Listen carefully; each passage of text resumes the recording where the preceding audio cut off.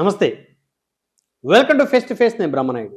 తెలంగాణ రాజకీయాల్లో కాంగ్రెస్ వర్సెస్ జనసేన ఈ ఎపిసోడ్ నడుస్తుంది. అయితే జడ్చర్ల కాంగ్రెస్ ఎమ్మెల్యే అనిరుద్ రెడ్డి పదే పదే జనసేన పార్టీని, జనసేన అధినేతని టార్గెట్ చేస్తూ ఉన్నారు. ప్రస్తుతం తెలంగాణ రాష్ట్రంలో జరుగుతున్నటువంటి స్థానిక సంస్థల ఎన్నికలు, మున్సిపల్ ఎన్నికల్లో జనసేన కూడా పోటీ చేస్తుంది. ఇదే క్రమంలో జడ్చర్ల ఎమ్మెల్యే అనిరుద్ రెడ్డి చేసినటువంటి కామెంట్స్తో తెలంగాణ జనసేన నాయకులు రగిలిపోతా ఉన్నారు. సో ప్రస్తుతం మనతో ఉన్నారు Serilingampally Janasena party incharge doctor Madhav Reddy garu, అదేవిధంగా తెలంగాణ రాష్ట్ర జనసేన పార్టీ యోజన విభాగం ఉపాధ్యక్షులు సురేష్ రెడ్డి గారు ఉన్నారు మనతోటి. వారితో మాట్లాడే ప్రయత్నం చేద్దాం.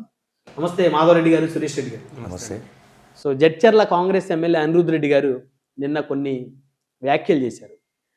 జనసేన పార్టీ నుంచి ఎవరైతే మున్సిపాలిటీలో పోటీ చేస్తున్నారో అభ్యర్థులు, వాళ్ళని ఉద్దేశిస్తూ మీకు సిగ్గుందా అని చెప్పేసి మాట్లాడారు. అదేవిధంగా జనసేన అధినేతకి 2019లో ప్రొడ్యూసర్ దొరక్క ఓడిపోయారని, 2024లో మరి ప్రొడ్యూసర్గా చంద్రబాబు నాయుడు గారు, కో ప్రొడ్యూసర్గా నారా లోకేష్ గారు దొరికారు కాబట్టి గెలిచారని, మరొక ప్రొడ్యూసర్ కోసం చూస్తున్నారు మోడీ గారి కోసం అని చెప్పేసి మరి జడ్చర్ల ఎమ్మెల్యే అనిరుద్ రెడ్డి చేసినటువంటి కామెంట్స్ ఏ విధంగా చూస్తున్నారు? ముందుగా బ్రహ్మనాయుడు గారు భారత రాజ్యాంగాన్ని అవమానిస్తూ, రాజ్యాంగం ఇచ్చిన హక్కులని అణచివేస్తూ, ఎన్నికల సంఘం నియమ నిబంధనలకు విరుద్ధంగా జనసేన అధినేత, ఆంధ్రప్రదేశ్ ముఖ్యమంత్రి శ్రీ పవన్ కళ్యాణ్ గారి పైన వ్యాఖ్యల్ని జడ్చర్ల ఎమ్మెల్యే అనిరుద్ రెడ్డి గారిని అనర్హత వేటు వేయాలనేది ఎన్నికల సంఘాన్ని మేము కోరుతా ఉన్నాం. ఒకటి, రంగారెడ్డి గూడాలనే ఓడిపోయిన అనిరుద్ రెడ్డి ఇంట్లో గెలిచి రచ్చ గెలవాలన్నారు. ఇంట్లో గెలిచి రచ్చ గెలవాలనే సామెత ఉంది. ఆయన ఒక విలేజ్లోనే ఆయన పార్టీని నిలబెట్టాయన అనిరుద్ రెడ్డి ఆయన ఇలా మాట్లాడుతుందంటే దానికి అర్థం లేదు. ఇలా పవన్ కళ్యాణ్ గారు దేశ నాయకులు. ఇంకొకటి, దేశ రాజకీయాల్లో జనసేన పార్టీ గురించి కానీ, మా అధ్యక్షులు శ్రీ పవన్ కళ్యాణ్ గారి గురించి కానీ మాట్లాడే అర్హత ఎవరికి లేదు. ఎందుకంటే ఆయన ఓడిపోయినా కూడా ప్రజా సమస్యల పోయినా పోరాటం చేసిన పార్టీ ఏదైనా ఉందంటే, నాయకుడు ఎవరైనా ఉందంటే దేశం మొత్తం చెప్పేది శ్రీ పవన్ కళ్యాణ్ గారు చెప్తారు. ముఖ్యంగా అనిరుద్ రెడ్డి గారికి రాజ్యాంగం గురించి తెలియదు, రాజ్యాంగ హక్కుల గురించి తెలియదు. ఇవాళ భారతదేశంలో పౌరులందరూ కూడా ఎక్కడైనా వ్యాపారాలు చేసుకోవచ్చు, నివసించవచ్చు, పైగా ఎలక్షన్లో కూడా కంటెస్ట్ చేయవచ్చు. ఇది భారత రాజ్యాంగం ఇచ్చిన హక్కు.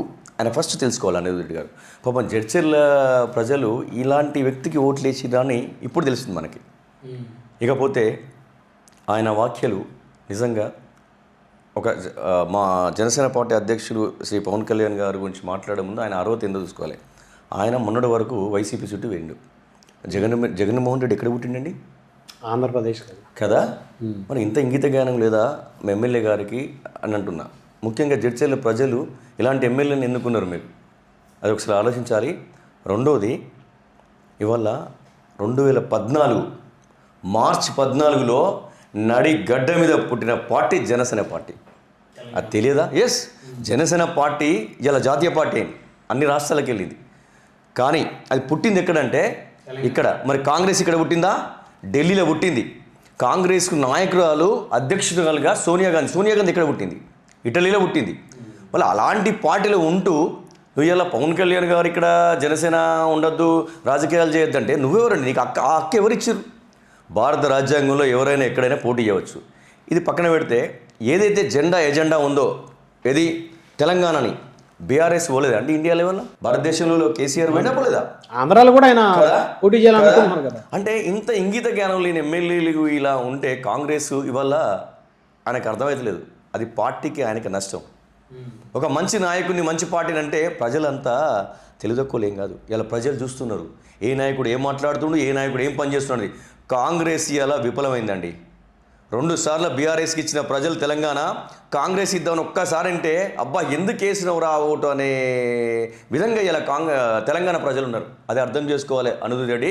నీ నియోజకవర్గంలో ప్రజా సమస్యలపైన కానీ, ప్రజలపైన కానీ నువ్వు కరెక్ట్గా పనిచేసి నువ్వు మాట్లాడు. కానీ నువ్వు అక్కడ ఏం పని చేయలేదు. ఊర్లోనే గెలవలే. ఆయన ఊర్లో రంగారెడ్డి గూడలో గెలవలేదండి, బీజేపీ గెలిచింది. అది చాలా ఆయనకి, ఇంతకన్నా ఎక్కువ మాట్లాడలేము. ఇంకొకసారి ఏ పార్టీ కానీ ఏ నాయకుడు కానీ పవన్ కళ్యాణ్ గారి గురించి కానీ మా అధ్యక్షుల వారి గురించి కానీ జనసేన పార్టీ గురించి కానీ మాట్లాడితే అది వాళ్ళ పార్టీకి ఆ నాయకులకి లాస్ అవుతుంది, మాకు ప్లస్ అవుతుందని చెప్తున్నా. ఇంకొకటి, ఇవాళ ఆయన ఏ అధికారం లేకుండా ప్రజలకు ఖర్చు పెట్టిండని నువ్వు ఒక్క రూపాయి ఇచ్చినావా? నీ జేబు నుంచి ఒక్క రూపాయి నీ జడ్చెల్ల ప్రజలకు ఇచ్చినావా? నీ ఊరికి ఇచ్చినావా? అంటే ఇలాంటి వ్యక్తులు కొందరు తయారైండు నాయుడు గారు. పవన్ కళ్యాణ్ గారు ఫేమ్ నాయకుడు, అంటే దేశ నాయకుడు కదా, ఆయనతో మాట్లాడితే నీ ఫేమ్ అయితేనే ఒక చిల్లర రాజకీయాలు చేస్తారు. ఈ రాజకీయాలు మాను, నువ్వు కరెక్ట్గా ప్రజా సమస్యల పైన పోరాటం చేయి. నీ నియోజకవర్గాలు ఓటేసిరు, నీకు ఓటేసి నువ్వు సేవకుడికి పనిచేయాలనేది నేను అనిరుద్ధుడికి మీ 99 ఛానల్ ద్వారా నేను తెలియజేస్తాను. మాధవరెడ్డి గారు శేర్లింగంపల్లి ఇన్ఛార్జిగా ఉన్నారు. సో మీరు కూడా సుదీర్ఘకాలం జనసేన పార్టీలో ఉన్నారు. అంటే తెలంగాణ రాష్ట్రానికి చెందినటువంటి జడ్చర్ల నియోజకవర్గ కాంగ్రెస్ ఎమ్మెల్యే అనిరుద్ధ్ రెడ్డి గారి వ్యాఖ్యలు ఎలా చూస్తారు? మీరు ఒక తెలంగాణ రాష్ట్రానికి చెందినటువంటి వ్యక్తిగా, ఒక డాక్టర్గా, ప్రస్తుతం శేర్లింగంపల్లి ఇన్ఛార్జిగా. మనం భారతదేశం ప్రజాస్వామ్యంలో ఉన్నామున, ప్రజాస్వామ్యంలో ప్రజాబద్ధంగా మనం ఏదైనా చేయాలి. ప్రజాస్వామ్యానికి రాజ్యాంగబద్ధానికి విరుద్ధంగా చేస్తానంటే కుదరదు ఏది కూడా. ఎందుకంటే మన భారతదేశ పౌరుడు ఎక్కడైనా పార్టీ పెట్టచ్చు, ఎక్కడైనా పోటీ చేయొచ్చు. కానీ దానికి అనుగుణంగా ఉండాలి. కానీ ఈయన చేసినటువంటి ఎలా ఉన్నాయి మాటలు అంటే, జనసేన పార్టీ ఇక్కడ పోటీ చేయొద్దు, ఆంధ్ర చేయాలంటే జనసేన పార్టీ పుట్టింది షేర్లింగంపల్లిలో పుట్టింది, తెలంగాణలో పుట్టింది, తెలంగాణ గడ్డ మీద పుట్టింది. అలాంటి పార్టీలో పవన్ కళ్యాణ్ గారు వచ్చి ఇక్కడ పోటీ చేయట్లేదండి. పవన్ కళ్యాణ్ గారి యొక్క జెండా ఆయన ఫోటో పెట్టుకొని తెలంగాణలో ఓ సామాన్యులు పోటీ చేస్తున్నారు. ఆయన టికెట్లు ఎవరికి ఇచ్చారంటే బడుగు బలహీన వర్గాల వాళ్ళకి, దళితులకు ఇచ్చిండు టికెట్లు. ఈ దళితులు టికెట్లు ఇస్తే వాళ్ళు ఏమంటాడు, సిగ్గుందా అంటున్నాడు దళితుల్ని. అంటే దళితులు అంటే గౌరవం లేదా, మర్యాద లేదా, అని వాళ్ళు అర్హతలు కాదా రాజకీయాలు ఉండడానికి? వాళ్ళు కార్పొరేటర్గా, కౌన్సిలర్గా, చైర్మన్గా ఉండడానికి అర్హత కలదా? అంటే మీలాంటి వెండి బాత్రూమ్లు ఉన్న వాళ్ళు, వెండి మంచాలు ఉన్న వాళ్ళే అరువుల రాజకీయాల్లోకి అని ఈరోజు నేను జనసేన పార్టీ నుంచి సూటిగా అడుగుతున్నా. ఈరోజు మనకి ఇచ్చిన 336 మంది అందరూ కూడా దళితులు, గిరిజనులు, బహుజన బిడ్డలు ఉన్నారు. అందరూ కూడా సామాన్య వ్యక్తులకు ఇచ్చారు. ఎందుకు ఆ మాటలు మాట్లాడుతున్నాడు, ఎందుకు ఆ భాష మాట్లాడుతున్నాడు అంటే, వాళ్ళకి ప్యాకేజ్ స్టార్ వాళ్ళు. వాళ్ళ పార్టీలో టికెట్ కావాలంటే ప్యాకేజ్ తీయాలి, చెల్లించాలి. అవునా? చెల్లించాలండి. ఇప్పుడు ఒక ఎమ్మెల్యే టికెట్ కావాలి, ఒక ఎంపీ టికెట్ కావాలి, ఒక కౌన్సిలర్ టికెట్ కావాలి, ఒక కార్పొరేట్ టికెట్ కావాలంటే ఖచ్చితంగా ముడుపులు చెల్లించాల్సిందే కాంగ్రెస్లో. ఆ ముడుపులు చెల్లిస్తేనే టికెట్లు వస్తాయి. అందుకే వాళ్ళకి ఆ భాష అలవాటు అయిపోయింది. మాకు అలాంటి భాష ఎందుకు రాదు అంటే, మేము అలాంటి చెయ్యము. మా దాంట్లో ఉద్యమకారులకు ఇచ్చారు. మొన్న కామారెడ్డి నుంచి ఉద్యమకారు ఒక లేడీకి ఇచ్చినాము, సంగారెడ్డి నుంచి ఒక సేవా కార్యక్రమం చేసే లేడీకి ఇచ్చినాము. ఇలా చెప్పుకుంటూ పోతే 336 మందికి. ఇక ఇంకో చెప్పాలంటే, మహబూబ్నగర్ డిస్ట్రిక్ట్లో అలంపూర్లో గుడ్డివాడు, అంధుడు, చెప్పులు కుట్టుకునే వ్యక్తికి మా అధినేత పవన్ కళ్యాణ్ గారు ఇచ్చారా? మీరు అలాంటి సామాన్యుడికి ఎవరైనా టికెట్ ఇచ్చిరా? ముందు ఇలాంటి వ్యక్తిని ప్రోత్సహించాలి. మీరు పవన్ కళ్యాణ్ లాంటి వ్యక్తిని ప్రోత్సహించేది పోయి ఏం చేస్తున్నారంటే, నాకు గుర్తొస్తుంది ఎవరు ఈయన అనిరుద్ధ్ రెడ్డి గారిని చూస్తుంటే, కుంభమేళలో మోనాలిసా గారు ఫేమస్ అయ్యారు. అదేవిధంగా ఈ మున్సిపల్ ఎలక్షన్లో పవన్ కళ్యాణ్ గారిని ఇలా అని ఫేమస్ అవుదామని చూస్తున్నారు. మీరు కావాలంటే మళ్ళీ పోయి మోనాలిసాలాగా చేయండి, కానీ ఇలాంటి యాక్టివిటీస్ చేయొద్దని మేము జనసేన పార్టీ నుంచి ఖండిస్తున్నాం. ఆయన మాటలను ఖచ్చితంగా బహిరంగంగా మీడియా ముఖంగా క్షమాపణ చెప్పాలి. మా రాష్ట్ర నాయకత్వం కూడా ఈరోజు ఎలక్షన్ కమిషన్ని అప్రోచ్ అయింది. మేము లీగల్ కూడా ప్రొసీడ్ అవుతాం. ఇంకా అనిరుద్ధ్ రెడ్డి గారి గురించి చెప్పాలంటే, నువ్వు చేసే అక్రమ కార్యక్రమాలు, దందాలు ఇవన్నీ తీయడానికి 1 నిమిషం చాలు. ఇందాక నేను వస్తున్నాను మా వాళ్ళకి చెప్తేనే, అన్న వీళ్ళకు కంది మండలం, సంగారెడ్డి జిల్లా కంది మండలం చెర్యాల విలేజ్లో ఒక టైర్ ఫ్యాక్టరీ ఉందన్న. టైర్ ఫ్యాక్టరీలో చాలామంది చనిపోయారు, చాలామందికి ఇబ్బందులు జరిగినాయి. అవన్నీ బయటికి రాకుండా మేనేజ్ చేస్తున్నాడని అక్కడ ఉన్న వాళ్ళతోని ఇవన్నీ బయటికి తీద్దామన్నా అంటున్నారు. మా జన సైనికులకు ఒక్కసారి నీ గురించి నీ చరిత్ర తీయమంటే ఒక్క రోజులో నీ చరిత్ర మొత్తం బయట పెడతారు. మేము కూడా గట్టిగా బలంగా మాట్లాడగలుగుతాం, వ్యక్తిగతంగా మాట్లాడగలుగుతాం. కానీ మా అధినేత పవన్ కళ్యాణ్ గారు ఏం నేర్పారు మాకు అంటే, ఎవరిని కూడా వ్యక్తిగతంగా మాట్లాడవద్దు, రాజకీయంగా బద్దంగానే మాట్లాడండి, రాజకీయంగా ఎదుర్కోండి, ప్రజాస్వామ్యంలోనూ ప్రజా సమస్యల మీద పోరాటం చేయమని చెప్పింది. కానీ వ్యక్తుల మీద పోరాటం చేయమనిలే. ఆ ఒక్క లైన్కి ఆగుతున్నాం. కానీ మేము కూడా ఒక్క లైన్ని దాటి ఒక అడుగు బయటికి వేస్తే మీకన్నా గట్టిగా బలంగా మాట్లాడగలుగుతాం, అన్ని ఛానళ్ళ ముందు కూర్చొని మాట్లాడగలుగుతాం. కాకపోతే మాకు నేర్పిన గురువు మా అధినేత పవన్ కళ్యాణ్ గారిని లోబడి మాట్లాడుతున్నాం తప్ప, ఆయన గౌరవించి మాట్లాడుతున్నాం తప్ప, మేము మాట్లాడాలంటే తెలంగాణ పుట్టి తెలంగాణ బిడ్డగా గట్టిగా మాట్లాడగలుగుతాం. ఇప్పటికైనా బరాబర్ మేము తెలంగాణలో పోటీ చేస్తాం, తెలంగాణ పార్టీ తెలంగాణలో ఖచ్చితంగా ఉంటాం. ఈసారి కావాలి అంటే నీ మీదనే అదే నియోజకవర్గంలో మా జనసేన పార్టీ పోటీ చేస్తుంది, నీకు డిపాజిట్ రాకుండా పోతాయి. ఎందుకంటే మీరు పవన్ కళ్యాణ్ గారిని అన్న తర్వాత సర్పంచ్గా ఓడిపోయారు మీ సొంత ఊర్లో. అవును, బీజేపీ గెలిచింది, సొంత ఊర్లో బీజేపీ గెలిచింది. ఈసారి మీ మీద మా జనసేన అభ్యర్థులు పోటీ చేస్తాం ఖచ్చితంగా. నిన్ను డిపాజిట్ రాకుండా ఓడగొట్టేంత వరకు జనసేన అనేది బాధ్యత తీసుకుంటుంది, తెలంగాణ జనసేన తీసుకొని. మొత్తంగా అక్కడ జడ్చల్లో మాత్రం మీ అభ్యర్థిని పెట్టి మీ అభ్యర్థి గెలవకపోయినా అతను మాత్రం ఓడిస్తారు మీరు. ఖచ్చితంగా ఓడిస్తాం, మా అభ్యర్థి గెలిచేలా మేము చేస్తాం. ఇంకా మాకు 3 సంవత్సరాల సమయం ఉంది కాబట్టి ఖచ్చితంగా జడిచెర్ల ఎమ్మెల్యే జనసేన పార్టీ జెండా ఎగిరేసే విధంగా మేము కార్యాచరణ చేపట్టి అప్పుడు కానీ బుద్ధి వస్తుంది. అప్పుడు నీ చరిత్ర మొత్తం అంతా బయట తీస్తావు, నువ్వేం అక్రమాలు చేస్తున్నావు, ఏ దందాలు చేస్తున్నావు. ఇంట్లో మరీ ఎంత పైచాచికం అంటే ఇంట్లో మంచాలు వెండి మంచాలు, బాత్రూంలో వెండి కమాన్లు. మీరు సోషల్ మీడియాలో చూడొచ్చు. ఆయనే ఒక ప్రముఖ సోషల్ మీడియా ఒక యూట్యూబ్ ఛానల్కి మొత్తం ఇంటర్వ్యూ ఇచ్చాడు. ఎవడైనా ఎంత ఉంటే డబ్బులు ఉంటే నలుగురు హెల్ప్ చేయి, కానీ ఇంట్లో మరి కూర్చునే బాత్రూమ్ ఇది కూడా వెండిది ఎందుకని నీకు? మా అధినేత పవన్ కళ్యాణ్ ఇలాంటి వాటికి విరుద్ధం అండి. మా అధినేత పవన్ కళ్యాణ్ గారు కరోనా వస్తే తెలంగాణకు సహాయం చేశారు, ఖమ్మం వరదలు వస్తే సహాయం చేశాడు. లాస్ట్ టైంలో ఏ సిచ్యువేషన్ వచ్చినా ఏ సందర్భం వచ్చినా రాష్ట్రాన్ని ఆదుకునే ప్రయత్నమే చేస్తారు. ఆయనకున్న దాంట్లో మానవత్వ దృక్పథంతో అటు ఆర్మీలకు ఫండ్ ఇవ్వడం కానీ, తెలంగాణకు ఆంధ్రాకు ఎక్కడ సమస్య ఉంటే అక్కడ ఓ మానవత్వ దృక్పథంతో హెల్ప్ చేస్తున్నాడు. నువ్వేం చేస్తున్నావు? పైచాచిక ఆనందంతో ఇంట్లో బాత్రూంలో వెండి సింకులు పెట్టుకొని నువ్వు చేస్తున్నావు. ఇలాంటి నాయకుడు కావాలని తెలంగాణ ప్రజలు తెలుసుకోవాలి. ఇక ముఖ్యంగా చెప్పాలంటే తెలంగాణ అనే ఒక సెంటిమెంట్ని మళ్ళీ పుట్టించాలన్న ప్రయత్నం కాంగ్రెస్ ప్రయత్నం చేస్తుంది. తెలంగాణ వచ్చి 12 సంవత్సరాలు అయిపోయింది. ఇప్పటికీ అందరం కూడా రాష్ట్రాలకు విడిపోయినప్పటికీ అన్నాదమ్ముల్లాగా కలిసి ఉన్నాం. ముఖ్యంగా మన షేర్లింగంపల్లిలో 90% సెటిలర్సే ఉన్నారు. ఆ 80 నుంచి 90% సెటిలర్లకు కూడా అన్నదమ్ముల్లా కలిసి ఉంటున్నాం, కానీ ఎవరం కూడా తెలంగాణ అనే భావం లేదు. మీరు కూడా చూడండి, ఎగ్జాంపుల్ కేసీఆర్ గారు చూడండి, ముందు ఉద్యమం టైంలో తెలంగాణ అని మాట్లాడాడు. వచ్చాక మన అందరు అన్నదమ్ములు కలిసి ఉండాలని మార్చారు. అంటే ఒక హోందాతనంతో మాట్లాడారు. ఒక మీరు పెట్టి ఆయన ఏపీ కూడా పోటీ చేస్తాను, మిగతా రాష్ట్రాలకు కూడా వెళ్తానని ప్లాన్ కూడా చేస్తున్నారు కదా. కాదే మళ్ళీ ఒకసారి తెలంగాణ ఆంధ్ర సెంటిమెంట్ తీసుకొచ్చి ఆంధ్ర వాళ్ళని ఇక్కడ ఇబ్బంది పెట్టాలనే ప్రయత్నం చేస్తారు. కానీ జనసేన పార్టీ తెలంగాణ ఎప్పుడు కూడా తెలంగాణలో ఉన్న సెటిలర్స్కి జనసేన పార్టీ అండగా ఉంటుంది. వాళ్ళకి ఇలాంటి సెంటిమెంట్లు ఏమైనా క్రియేట్ చేసినా కూడా మీరు ఎవరు మానసికంగా కానీ ఇబ్బంది పడవద్దు. జనసేన పార్టీ ఎప్పుడు కూడా సపోర్ట్ ఉంటుంది. ఎందుకంటే సెటిలర్లు అనే మాటని వదిలేయాలి. మనం తెలంగాణ వాదులము, తెలంగాణ బిడ్డలము అలా ఉండాలి తప్ప వాళ్ళు కూడా 12-20 సంవత్సరాలు ఇక్కడ ఉంటున్నారు. 5-6 సంవత్సరాల పైనగా ఉంటే ఇక్కడే మన ఇక్కడ తెలుగు వాళ్ళు. ఇప్పుడు మొన్న మాధవరెడ్డి గారు మీరు చెప్తున్నట్టు పెహల్గామా ఇన్సిడెంట్ ముందు వరకు కూడా ఎంతో మంది పాకిస్తాన్ వాళ్ళు ఇక్కడ ఉన్నారు కదా, హైదరాబాద్లో ఉన్నారు కదా, చాలా రాష్ట్రాల్లో ఉన్నారు కదా. పెహల్గామా దాడి తర్వాత కేంద్ర ప్రభుత్వం డెసిషన్ తీసుకున్న తర్వాత పాకిస్తాన్ వాళ్ళు వెళ్ళిపోండి అని చెప్పేసి పంపించేశారు అప్పుడు చాలా మందిని.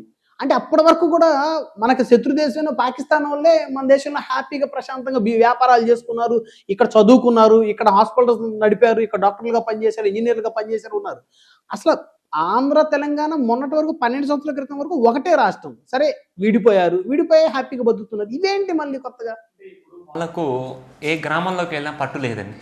ప్రతి ఒక్కరు చిన్న పిల్లల నుంచి పెద్ద అవ్వల వరకు కూడా వాళ్ళు ఎలా అంటే ఊర్లలో ఉన్న చీపిరి కట్టలు రోకల బండలు పట్టుకుని మీదకి వచ్చే పరిస్థితి. ఎందుకంటే పథకాలన్నీ పోయినాయి, ఏది లేదు. దానివల్ల ఇక్కడ వీళ్ళు ఏం పథకం తీసుకోవాలన్నా రిమోట్ సోనియా గాంధీ దగ్గర ఉంది, ఢిల్లీకి పోవాలి. ఇప్పటికో 100 సార్లు ఫ్లైట్లలో పోయి వచ్చారు, కానీ ఫ్లైట్ ఛార్జీలు వేస్ట్, కానీ ఏది జరగలే. అలాంటి సిచ్యువేషన్లో మీరు మీ కాంగ్రెస్ పార్టీ ఉండి మా జనసేన అనడం చాలా దురదృష్టకరం. ఇప్పటికైనా మీరు ఉన్న 3 సంవత్సరాలు అభివృద్ధి పైన కాన్సన్ట్రేట్ చేయండి. ఎందుకంటే రైతులకు ఇబ్బంది పడుతున్నారు సమస్యలతోని, విద్యార్థులు యువకులు వలసలు వెళ్తున్నారు, మీరు పేదవాడు న్యాయం కోసం ఎదురు చూస్తున్నాడు. ఈ తెలంగాణ మనం కష్టపడి తెచ్చుకున్న అమరవీరులందరూ త్యాగంతో తెలంగాణ ఏమైపోతుందని ఎదురు చూస్తున్నారు. కాబట్టి పోరాటాల గడ్డ తెలంగాణలో ఇలాంటి సమస్యలను సృష్టించొద్దని జనసేన పార్టీ నుండి అన్ని రాజకీయ పార్టీలకు అందరికీ కూడా మేము రిక్వెస్ట్ చేస్తున్నాం. కలిసి ఉందాం, ప్రజాస్వామ్యంలో ప్రజాబద్ధంగా ఎదుర్కొందాం. రాజకీయాల్ని తెలంగాణ ప్రజల్ని సెంటిమెంట్గా కలపొద్దు. ఎందుకంటే మా అధినేత అన్నది తెలంగాణ నాయకులు అన్నారు అప్పుడు లాస్ట్ టైంలో జిస్టీ అనే విషయం. మీరు తెలంగాణ ప్రజలకు అంటించారు, ప్రజలు వేరు నాయకులు స్వార్థంగా ఉంటారు, ప్రజలకి ఏం స్వార్థం ఉంటుంది. రాజకీయాలని తెలంగాణ ప్రజల్ని రెండు మిక్స్ చేయవద్దు. తెలంగాణ ప్రజలను గౌరవించాలి, తెలంగాణ మనోభావాలను గౌరవించాలి తప్ప ఈ ప్రతి ఒక్క రాజకీయాన్ని తెలంగాణ ప్రజలకు అంటగట్టొద్దు. తెలంగాణ ప్రజల్ని దీన్ని ఎందుకంటే కొట్లాడి తెచ్చుకున్న తెలంగాణ ఈ సెంటిమెంట్లో మళ్ళీ దింపొద్దు. ఎందుకంటే అభివృద్ధి చెందుతున్న రాష్ట్రం తెలంగాణ రాష్ట్రం. గత 10 సంవత్సరాలు ఒక విధంగా జరిగింది, మళ్ళీ 2 సంవత్సరాలు ఇట్లా పోతుంది. ఇప్పటికీ మనం లక్షల కోట్లు అప్పు చేశాం. ఇప్పుడైనా తెలంగాణని అభివృద్ధి చేసుకునే దిశగా ప్రతి ఒక్క ఎమ్మెల్యే, ప్రతి పౌరుడు ఆలోచించాలి. కానీ ఇలా చిన్న చిన్న వాటికి ప్రాంతాలకు, మతాలకు, కులాలకు గొడవలు రెచ్చగొట్టొద్దని నేను జనసేన పార్టీ నుంచి నేను కోరుతున్నాను. సురేష్ రెడ్డి గారు, సో ఇప్పుడు అంటే లీగల్గా ప్రొసీడ్ అవుతున్నాము, ఎలక్షన్ కమిషన్కి ఫిర్యాదు చేస్తున్నామని చెప్పేసి అంటున్నారు కదా, అంటే ఏమైనా ఫిర్యాదు చేస్తారు కాంగ్రెస్ ఎమ్మెల్యే అనిరుద్ధ్ రెడ్డి గారు? ఒకటి ఇంతకుముందే మాట్లాడుకున్నాం, రాజ్యాంగం ఏదైతే ఉందో రాజ్యాంగం ఇక్కడ జనసేన పార్టీ కాదు, రేపు ఎవరైనా పార్టీ పెట్టుకొని ఇక్కడ నిలబడవచ్చు, కంటెస్ట్ చేయవచ్చు. ఒక రాజ్యాంగం ఉంది కదా, ఎన్నికల కోడ్, ఇప్పుడు ఎన్నికలు కదా, దానికి విరుద్ధంగా మాట్లాడిన వ్యక్తి పైన కంప్లైంట్ చేయడానికి మా జనసేన పార్టీ రాష్ట్ర కమిటీ నిర్ణయించుకున్నది. ఇంకపోతే అసలు ఇది ఎందుకు జరుగుతుందనేది ఒక విషయాన్ని నేను చెప్తూ తెలుసుకున్నాను. మొన్న సర్పంచ్ ఎలక్షన్లో మేము పోటీ చేశాం, విజయవంతంగా మా అభ్యర్థులు గెలిచారు. రానున్న రోజులలో జనసేన పార్టీ కీలకంగా ఉంటుంది తెలంగాణలో. ఓకే, ప్రభుత్వం ఏదైతే ఇవాళ ఏపీలో ఉందో, ఏపీలో రాజకీయం తెలంగాణలో జరగబోతుందని తెలిసి వాళ్ళకి ఇప్పుడు ఇంతకుముందు మాధవరెడ్డి చెప్పినట్టు పథకాలు మేనిఫెస్టోలు ఇచ్చారు, కానీ ఒక్క ఆర్టీసీ బస్సు తప్ప ఏమీ చేయలేదు. పైగా అవినీతి ఎంత జరుగుతుంది తెలుసా? ఏ ప్రభుత్వం లేని అవినీతి ఈ ప్రభుత్వంలో జరుగుతూ ఉంది. సో దీని అంతటికి పని చేయలేకపోతున్నాము. మళ్ళీ మన మనుగడ ఎలా, మనం గెలవడం ఎలా అంటే ఇలా, అంటే ఒక వాదాన్ని, ఒక ప్రాంతీయ, అంటే అందరం కలిసి మెలుస్తున్నాం అన్నదమ్ముల లెక్క. ఓకేనా? ఇప్పుడు ఏం లేదు వాళ్ళలో. ఈ జనసేన మళ్ళీ గెలుస్తుంది. ఇప్పుడు మేము 336 వార్డులో నిలబడుతున్నాం. తెలంగాణ బిడ్డలే, తెలంగాణ గడ్డ మీద పుట్టినోళ్ళే, భారతీయ పౌరుడు. ఓకే, 336లో మంచి తెలంగాణ మంచి అదైపోయింది. సో ఇది కాంగ్రెస్ తట్టుకోలేకపోతుంది రానున్న రోజులలో. ఎందుకంటే కాంగ్రెస్కు అధిష్టానాన్ని తెలుసు, కాంగ్రెస్ మళ్ళీ నెక్స్ట్ ఇక్కడ ఎలక్షన్లో ఏ ఎలక్షన్లో అయినా గెలవదు అని. పాపం అనిరుద్ధ్ రెడ్డి పొరపాటున ఏం చేసిందంటే, ఇప్పుడు ఆయనకు మైనస్. ఇంతకుముందు మాధురెడ్డి చెప్పినట్టు నెక్స్ట్ టైము మా అభ్యర్థి అక్కడ గెలవబోతుడండి. రేపు ఎలక్షన్లో కొన్ని ఎమ్మెల్యేలు గెలుస్తారు కాంగ్రెస్, కానీ ఆయన ఓడిపోతాడు. ఎందుకు ఓడిపోతాడంటే, ఒక మంచి మనిషిని, మంచి పార్టీని ఆయన అన్నాడంటే ఈయనకు అక్కడ ఓటింగ్ వ్యతిరేకంగా పడుతుంది. నువ్వు పనిచేసే నాయకుడు అనే పవన్ కళ్యాణ్ గారు, దేశ నాయకుడు, 100% స్ట్రైక్ రేట్ అంటే ఇలా నెంబర్ 1 ఉన్నాడు ఆడ. అలాంటి వ్యక్తి నువ్వు అన్నావంటే నువ్వు వేస్ట్ అనే కదా. సో ఈ రకంగా భయపడి వాళ్ళు ఈ రకంగా తప్పుడు ప్రచారం చేస్తూ ఉన్నారు. కానీ తెలంగాణ ప్రజలు చాలా తెలివి కల్లోలు. ఎట్లా అంటే 2 times బీఆర్ఎస్కి ఇచ్చారు, చూసిర్రు. 10 సంవత్సరాలు ఏం చేసారో చూసిర్రు. కానీ కాంగ్రెస్ చేస్తని ఓటు ఇస్తే వాళ్ళే చెడగొట్టుకుంటున్నారు. ఇలాంటి రాజ్యాంగం తెలియదు, హక్కులు తెలియదు, ఇలాంటి ఎమ్మెల్యేలు ఉంటే పార్టీకి నష్టం కదా. సో ఈ రకంగా వాళ్ళు చేస్తున్నారు. ఖచ్చితంగా 336లో మా పార్టీ విజయవంతంగా ఎన్నికల బరిలో ఉంటుంది. కొండగట్టు ఆంజనేయ స్వామి దేవాలయానికి సంబంధించి కూడా టీటీడీ నిధులు ఇప్పించారు కదా పవన్. నేను అనిరుద్ధ్ రెడ్డి గారు చెప్తా, నువ్వు ఇన్ని మాట్లాడుతున్నావు కదా, ఇప్పుడు మాట్లాడినావు కదా, ఇదే కొండగట్టుకు నీ ప్రభుత్వం 2 సంవత్సరాలు ఎందుకు ఆల్మోస్ట్ ఎందుకు నిధులు కేటాయించలే? మీది చేతగాని ప్రభుత్వం. అలాంటిది అక్కడ నుంచి టీటీడీ బోర్డు నుంచి జనసేన పార్టీ అధ్యక్షులు తెలంగాణకి, ఇదే తెలంగాణ ఉంది కదా దేవస్థానం, మరి ఇచ్చినప్పుడు మీ ఎమ్మెల్యే, మీ మినిస్టర్ వచ్చిండు పక్కన. ఇదే కాంగ్రెస్ ఎమ్మెల్యే మినిస్టర్ వచ్చిండండి, అక్కడ వచ్చి అక్కడ పూజా కార్యక్రమం చేసినారు. అది తెలియదా మీకు? అప్పుడు 35 కోట్లు మరి శాంక్షన్ చేసినప్పుడు ఎక్కడ పోయింది నీ బుద్ధి? ఇది ఒకటేనండి, అనిరుద్ధ్ రెడ్డికి రాజ్యాంగం తెలియదు, రాజ్యాంగ హక్కులు తెలియదు. పైగా ఆయన ఊళ్ళో ఆయన ఓడిపోయిండు. ఇది ఒకటేసారి కాదు, 2-3 సార్లు జరిగింది అనిరుద్ధ్ రెడ్డి గురించి. అర్థమైందా? అంటే పదే ఎందుకు మీ అధినేతను టార్గెట్ చేస్తున్నారు?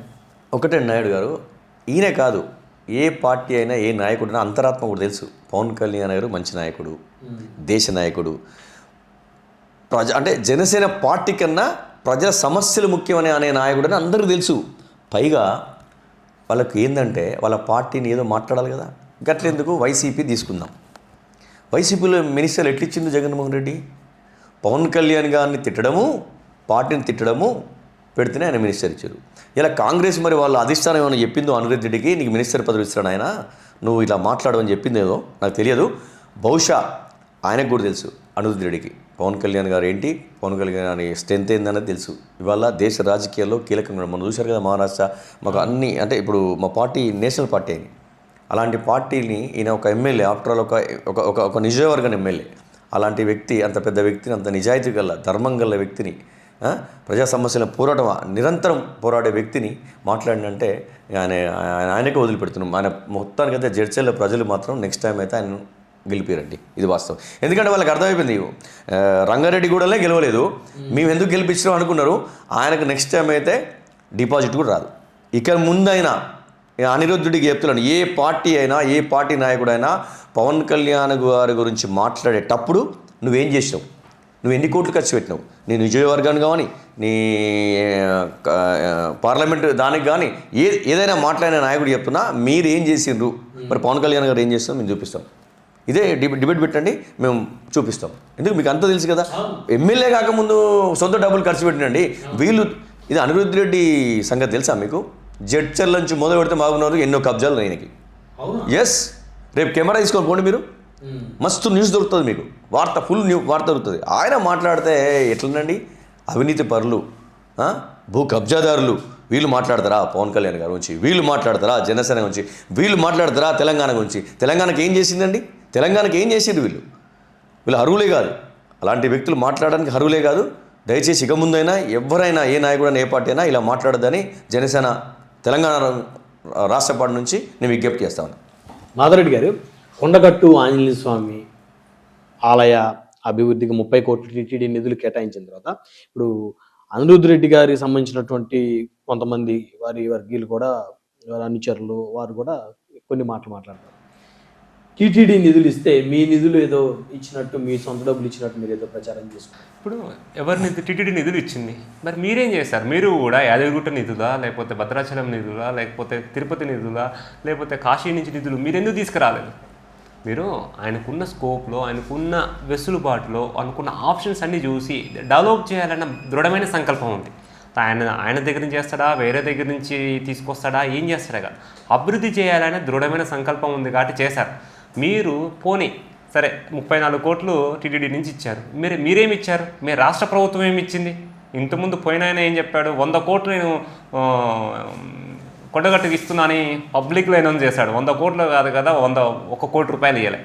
మరి ఈయన వచ్చాడు, నువ్వేం చేస్తావు అంటే అక్కడ మనం దేవుడి దగ్గర రాష్ట్రాలు రాజకీయాలు కాదు, అది ఆధ్యాత్మికంగా జ్ఞానంతో నాలో మాట్లాడాలి, కానీ నోటికి ఇష్టం వచ్చినట్టు మాట్లాడాలంటే కుదరదు.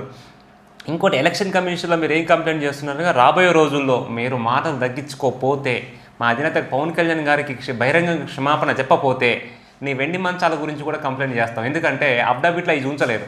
నేను లాస్ట్ టైం కూడా అఫిడవిట్లో చూపించాను అందరికీ. అఫిడవిట్లో నీ వెండి మంచాల గురించి చెప్పలేదు. ఆ వెండి మంచాల లెక్క బయటికి రావాలి. ఎందుకంటే ఎలక్షన్ ముందు అయితే అఫిడవిట్లో ఉంచాలి, ఎలక్షన్ తర్వాత అయితే ఎక్కడ కబ్జా చేస్తూ వచ్చినాయో అవి కూడా ఉంచాలి. అట్లయితే ఐటీ కంప్లైంట్ చేస్తాం, ఇట్లయితే ఈసీ కంప్లైంట్ చేస్తాం. సో ఇలాంటి దందా కార్యక్రమాలు, కబ్జా కార్యక్రమాలు, జడ్చర్లలో రౌడీజం చేసేటువంటి ఒక రకమైన రౌడీజం యాక్టివిటీస్ చేస్తున్నారని అక్కడ స్థానిక ప్రజలు బలంగా అంటున్నారు. మీరు వాళ్ళని అలాంటి చేసి వాళ్ళని మీకు ఓటేసి 5 సంవత్సరాలు ఒక ప్రజాప్రతినిధిగా మీకు గెలిపించారు. మీరు ప్రజాసేవ చేయండి. రాజకీయం అంటే రాజకీయానికి మీనింగే ప్రజాసేవ. ఆ ప్రజాసేవను పక్కకు పెట్టి మీరు వచ్చి దందాలు, కబ్జాలు, ఎవరిని తిడితే మేము ఫేమస్ అవుతాము, ఎట్లా చేద్దామని చూస్తున్నారు తప్ప, ఎందుకు ఈయన మాటల గురించి చెప్పాలంటే, నేను కూడా 2 సార్లు ఎమ్మెల్యే గెలిస్తే నేను కూడా సీఎం క్యాండిడేట్ అన్నాడు. అంటే నువ్వు సీఎం మీ సీఎంకి రెస్పెక్ట్ ఇవ్వవు, పక్క పార్టీల నేతలకు రెస్పెక్ట్ ఇవ్వవు, ఒక రాష్ట్ర డిప్యూటీ సీఎం, ఓ పార్టీ అధ్యక్షుడు ఆయనకు రెస్పెక్ట్ ఇవ్వవు. అంటే నీ జ్ఞిత జ్ఞానం ఏంటో చూసుకోవాలి. నువ్వు మానసికంగా మంచిగానే ఉన్నావా? అసలు నేను తీసుకుపోయి ఎర్రగడ్డ హాస్పిటల్లో ఒకసారి మీ కుటుంబ సభ్యులు తీసుకుపోయి పరీక్ష చేయించాలి, లేదా రేవంత్ రెడ్డి గారు లేదా మహేష్ గౌడ్ గారు తీసుకుపోయి చూపించాలి మానసికంగా స్థిరంగానే ఉన్నాడా లేదా అని. ఎందుకంటే కాంగ్రెస్ పార్టీకి ఆల్టర్నేట్ ఆప్షను, ఎందుకంటే బీఆర్ఎస్ ఎక్కడ కూడా ప్రజా సమస్యల మీద నోరు ఎత్తట్లేదు. సో ఆల్టర్నేట్గా జనసేన వచ్చి ప్రజలకు గొంతు వినిపిస్తే మనకు ఇబ్బంది అయింది, రాజకీయంగా వాళ్ళు ఎదుగుతారు అన్న భయం స్టార్ట్ అయింది మహేష్ గౌడ్ గారికి. అందుకోసమే ఇలాంటి అందరినీ వదులుతున్నాడు తప్ప మేము ఇలాంటి వదిలే కుక్కల గురించి మేము పట్టించుకోము. మా అధినేత పవన్ కళ్యాణ్ గారు ఒకటే చెప్పారు, ప్రజా సమస్యలే మన ఎజెండా, ప్రజల సామ్యంగా ప్రజలకు మంచి చేసేది లక్ష్యమే మన లక్ష్యంగా ముందుకెళ్దాం, ఇలాంటివి పట్టించుకోవద్దని చెప్తున్నారు. కానీ నేను ముఖ్యంగా చెప్పేది ఏంటంటే, మీరు కాంగ్రెస్ పార్టీ నాయకులకు ముందు చెప్తున్నాం, మా అధినేతను పవన్ కళ్యాణ్ గారిని ఇంకోసారి కనుక అంటే తెలంగాణలో ఉన్న ప్రతి ఒక్క తెలంగాణ జనసేన నాయకులు, అదేవిధంగా అభిమానులు మీ ఇంటి ముందుకు వస్తే ఎట్లా ఉంటుంది గుర్తుంచుకోండి, లేదా మీ ఆఫీసుల ముందుకు వస్తే ఎట్లా గుర్తుంచుకోవాలి, మీ కార్యాలయాలకు ముందుకు వస్తే ఏ విధంగా ఉంటుందో ఆలోచించుకోవాలని చెప్పి జనసేన పార్టీని చేస్తుంది. ఇంకోసారి కానీ జనసేనకు మాత్రం ఊకునేది లేదు. సో ఇప్పుడు ఫైనల్గా ఈ స్థానిక సంస్థల ఎన్నికలు జరుగుతోంది, ఎన్ని గెలుస్తారు సార్? నేను గెలిచే పరిస్థితులు ఉన్నాయా జనసేన తెలంగాణ? ఇప్పుడు నాయుడు గారు, సర్పంచ్లో మేము విజయం సాధించినాం, మీకు తెలుసు. అవును, తెలంగాణ ప్రజానికానికి తెలుసు. ఇప్పుడు 336లో తెలంగాణ మా జెండా పోయింది. ఎస్, జనసేన జెండా కంటెస్ట్ చేసి 336 వార్డు మెంబర్లు అనేది వెళ్ళిపోయింది. రానున్న ఎలక్షన్లు ఏదైనా కావచ్చు, అది కార్పొరేషన్ కావచ్చు, జెడ్పీటీసీ కావచ్చు, ఎంపీటీసీ కావచ్చు, అన్ని ఎలక్షన్స్లో ప్రజాస్వామ్యబద్ధంగా మా పార్టీ కంటెస్ట్ చేయబోతుంది. అదే కదా ఇప్పుడు ఈ పార్టీలకు భయం పుట్టుకుంటుంది. ఎందుకంటే ఇవాళ పవన్ కళ్యాణ్ గారు ఈ కాంగ్రెస్ పక్కన పెడితే రాజకీయ జాతీయ పార్టీలు కావచ్చు, ప్రాంతీయ పార్టీలు ఎన్ని ఉన్నాయో ఆయన తీసుకున్న లైను ఏ పార్టీకి లేదండి. ఇది వాస్తవంగా మీ ఛానల్స్ అన్నీ చెప్పాలి, ప్రజలకి ఏం చెప్పాలి తెలుసా? కులాలకు అతీతంగా, మతాలకు అతీతంగా, ప్రాంతాలకు అతీతంగా అవినీతి అనేది ఉండకూడదు భారతదేశంలో. ఈ పేద ప్రజలు ఎవరైతే ఈ బడుగు బలహీన వర్గాలు ఉన్నారు కదా, వాళ్ళకు కదా మనం పనిచేయాల్సింది. నిన్న మేము ప్రచారం ఏమని చేశాం తెలుసా నాయుడు గారు? ప్రచారం ఏమని చేశారంటే ఒక అభ్యర్థిని తీసుకుపోయి ఈయన నాయకుడు అని చెప్పలేదు, సేవకుడు అని చెప్పాము. ఎస్, మీకు ఈయన నాయకుడు కాదు, సేవకుడు. మీకు ఈయనకు ఓటేస్తే మీకు సేవకుడు పనిచేస్తాడని చెప్పడం జరిగింది. మా అధ్యక్షులు చాలాసార్లు చెప్పారు, పార్టీ కన్నా ప్రజా సమస్యలు ముఖ్యం.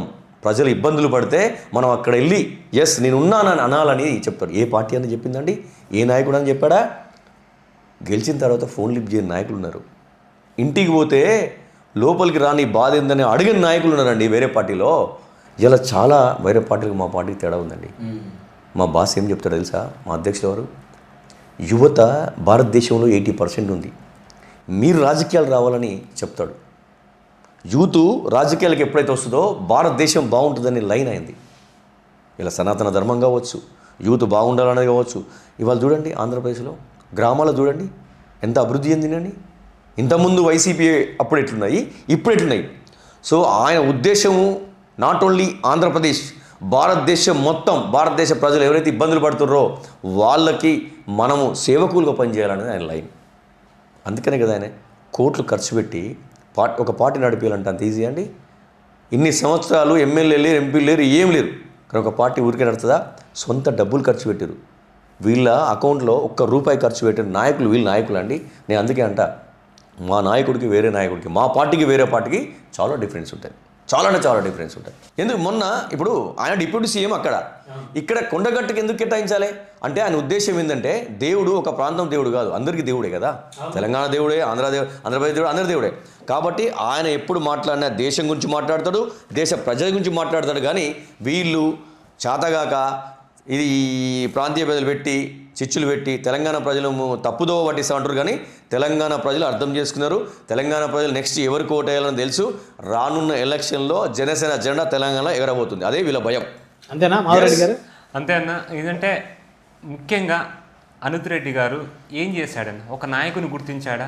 ఏం లేదు. మా అధినేత పవన్ కళ్యాణ్ గారు అదే మహబూబ్ నగర్ జిల్లా నుంచి గిరిజన ప్రాంతం నుంచి శివ అనే వ్యక్తిని గుర్తించిన వ్యక్తి మా అధినేత పవన్ కళ్యాణ్ గారు. ఇంకా చెప్పండి, మేము రీసెంట్గా మా అధినేత పవన్ కళ్యాణ్ గారిని ఈ మున్సిపల్ ఎలక్షన్ కలిసినప్పుడు ఫస్ట్ మనకు వ్యక్తి కాదు ఇంపార్టెంట్, మనకు నేషన్ ఇంపార్టెంట్, నేను నేషన్ కోసం వర్క్ చేస్తాను అని చెప్పారు. మనందరం అలాగే చేయాలి, మీరు కూడా అలాగే చేయాలని చెప్పారు. దేశం బాగుంటే మనందరం బాగుంటారని చెప్పిన వ్యక్తి మా అధినేత పవన్ కళ్యాణ్ గారు. ఒక్కసారి కాంగ్రెస్ హటావ్ దేశ్ బచావ్ అంటే దేశం నుంచి వెళ్ళిపోయింది. ఈసారి కనుక తెలంగాణకు వచ్చి కాంగ్రెస్ హటావ్ తెలంగాణ బచావ్ అంటే మాత్రం మీరు అన్ని ముళ్ళు అన్ని చదువుకొని ఢిల్లీ దాకా పరిగెత్తినాక ముక్కోడు మా అధినేత పవన్ కళ్యాణ్ గారు. ఇప్పటికైనా మీరు గుర్తుపెట్టుకొని ఇప్పటికైనా బహిరంగంగా మహేష్ గౌడ్ గారు అదేవిధంగా అనుత్ రెడ్డి గారు క్షమాపణ చెప్పాలని జనసేన పార్టీ నుంచి డిమాండ్ చేస్తున్నాను. ధన్యవాదాలు మాధవరెడ్డి గారు. మరి ఇది చూశారు కదా, రానున్న ఎన్నికల్లో తెలంగాణ రాష్ట్రంలో జనసేన పార్టీ తన సత్తా చాటుతుందని, ప్రత్యేకించి పదే తమ అధినేతని టార్గెట్ చేస్తున్నటువంటి జడ్చర్ల కాంగ్రెస్ ఎమ్మెల్యే అనిరుద్ రెడ్డిని వచ్చే ఎన్నికల్లో ఎమ్మెల్యేగా ఓడిస్తామని చెప్తున్నారు తెలంగాణ జనసేన నాయకులు డాక్టర్ మాధవరెడ్డి గారు, సురేష్ రెడ్డి గారు. మరొక వారం మరొక అతిథితో మళ్ళీ కలుద్దాం. చూస్తూనే ఉండండి 1990.